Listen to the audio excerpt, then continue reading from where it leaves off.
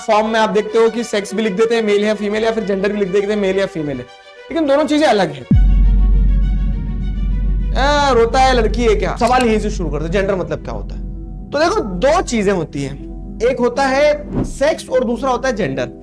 तो यहां पे सेक्स से क्या तात्पर्य है कि आपको जो बायोलॉजिकल फीचर अलॉट हुआ है, हम पैदा होते हैं तो पैदा होते से पता चल जाता है कि लड़का पैदा हुआ या लड़की पैदा हुआ है। कैसे कि वो बायोलॉजिकल फीचर्स देखने को मिलते हैं कि लड़का है तो कुछ डिफरेंट कैरेक्टरिस्टिक्स के साथ पैदा हुआ होगा, लड़की है तो कुछ डिफरेंट बायोलॉजिकल कैरेक्टरिस्टिक्स के साथ पैदा हुई होगी। वो तो सेक्स होता है, वो अनचेंजेबल है। मॉडर्न साइंस इतना आगे हो गया है कि वो भी कर देते हैं। लेकिन केस क्या है, केस ये है कि sex is something which is biological, लेकिन जेंडर जो है ना, gender is something which is created by the society. तो हम आज तक जेंडर सेक्स को यूनानिमसली यूज करते आए हैं, इंटरचेंजेबल यूज करते आए हैं कि हाँ फॉर्म में आप देखते हो कि सेक्स भी लिख देते हैं मेल या फीमेल, या फिर जेंडर भी लिख देते हैं मेल या फीमेल है, लेकिन दोनों चीजें अलग हैं। सेक्स आपको बायोलॉजिकली मिला है कि आप मेल हो या फिर आप फीमेल हो, और जेंडर जो है ना वो आपको क्या मिलता है, जेंडर आपको सोसाइटी देती है। Gender is a societal construct, society बनाती है जेंडर।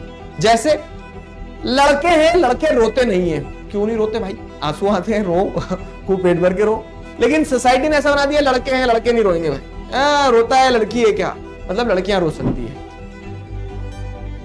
बच्चे हैं छोटे छोटे, तो छोटे बच्चा, एक छोटे बच्चे को खेलने के लिए आपने क्या दिया, गुड्डन दिए, गुड्डन गुड़िया जो होते हैं, घर का सामान दे दिया है, ठीक है, किचन सेट दे दिया है।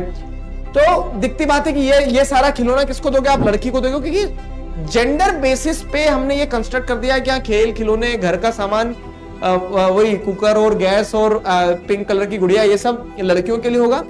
लड़का है तो लड़के को क्या, पहले तो खिलौने मत दो, चाटे मारो, ठीक है। उसके बाद में दूसरी चीज क्या है कि इसको बंदूक दो, इसको चाकू दे दो, बंदूक दे दो, इसको क्या दे दो, इस तरह के खिलौने दे दो। तो अब हो क्या रहा है ना, तो this is something which is created by the society.